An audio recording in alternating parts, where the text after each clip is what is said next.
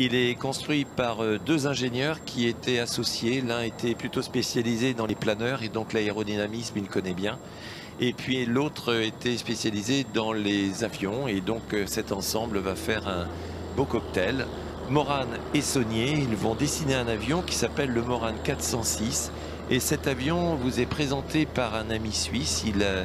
Il est mécanicien, il a une unité d'entretien également et donc c'est un réel passionné. Il va récupérer une épave d'un Morane 406 et il va passer une annonce pour récupérer des pièces que les gens ont peut-être dans leur cave. Pourquoi? Eh bien parce que ces avions, à l'issue des années 1965, ils vont être enlevés du service et ils vont être positionnés sur des ronds-points et ils vont servir à des gamins pour pouvoir s'amuser dedans. On mettra du sable dans les cylindres pour empêcher que ces moteurs ne puissent tourner. Et puis, au fur et à mesure du temps, ce matériel va disparaître parce qu'il va s'auto-détruire, on va dire, sur ces plateformes. Et donc, les Suisses, ce sont des conservateurs, ils ont gardé ces pièces et donc ça a permis de reconstruire cet avion après bien des années de travail. Et puis, une méticulosité particulière fait que cet avion est aujourd'hui dans un état non seulement de collection, mais il est quasiment neuf.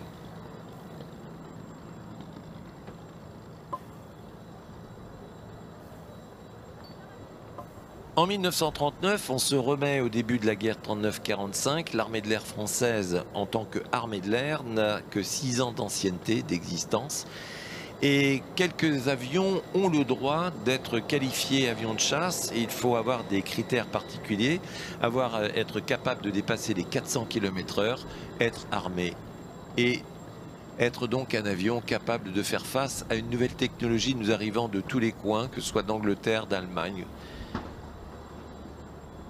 En France, on a sur 1400 avions, on en a un tiers à peu près, c'est-à-dire 440 qui correspondent à ce critère. C'est le De Voitine 520, c'est le bloc, le Marcel Bloch, qui deviendra ensuite la société Dassault, le bloc MB 152, et puis il y a le Morane Saunier 406. Il va donc équiper cette armée de l'air française et ils vont en quelques mois, puisque 39-40 ça va durer très peu de temps, et bien plus de 1000 avions allemands seront détruits par une armée de l'air française et puis également quelques Anglais puisqu'on aura aussi des Hurricanes qui étaient basés en France.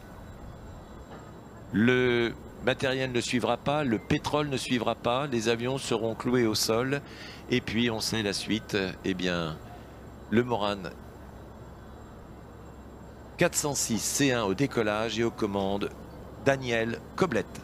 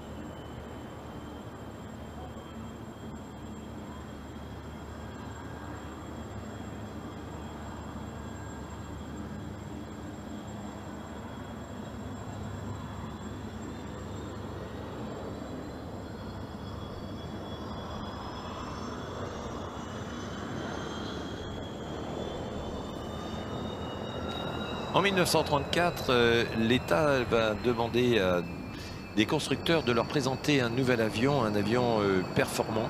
Et ce va être deux constructeurs. On a Marcel Bloch d'un côté et puis Morane et Saunier de l'autre. Et les deux avions, écoutez, vont être retenus.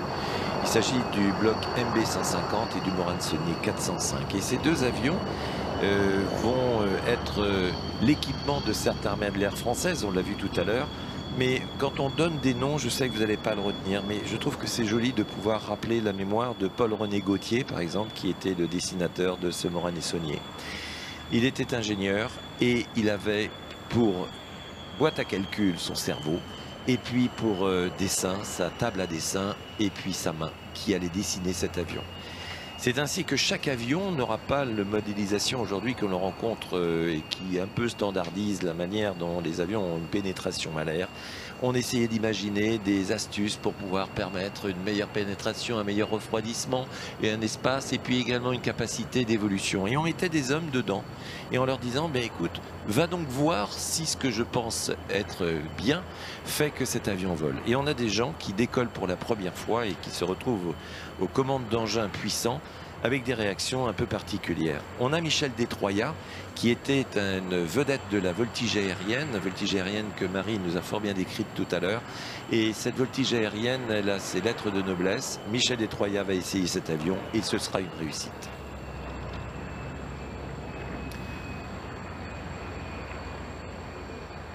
Cet avion demande énormément de temps pour le construire. Il est très complexe, particulièrement complexe, puisqu'il faut 16 000 heures de travail par avion, alors que, en contrepartie, un Devoitine 520, c'est 8 000 heures.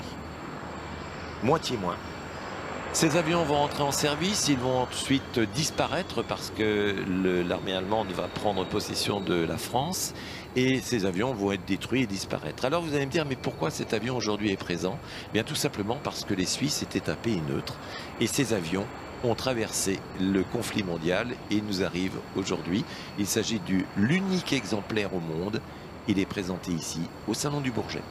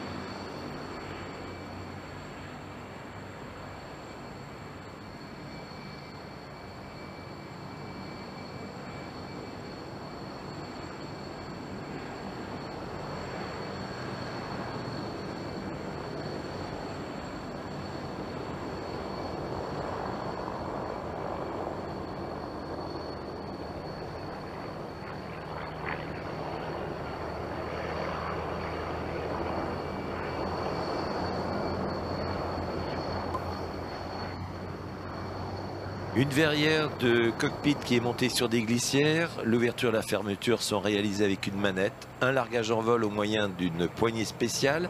L'air de la cabine peut être réchauffé à température désirée. Le siège est réglable. Et il est réglable en cours de vol. On peut soit monter, soit descendre. Et puis une planche de bord qui commence à devenir ergonomique. On divise en 4 groupes. Des instruments de contrôle moteur d'un côté, de navigation de l'autre côté. Et puis la conduite de tir et du contrôle de l'atterrisseur et des volets d'intrado de l'autre côté. Voilà, on répartit en 4 parties, en trèfle, le poste de pilotage et donc on commence à avoir de l'ergonomie.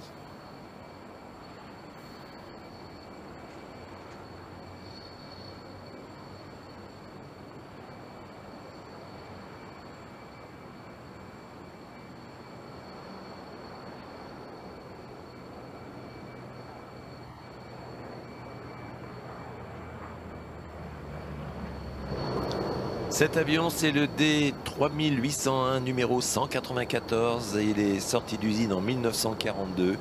Il est le dernier appareil de la famille des Morane-Saulnier 406 en état de vol aujourd'hui. Il est unique au monde tout simplement. Et à l'atterrissage, Daniel Koblet.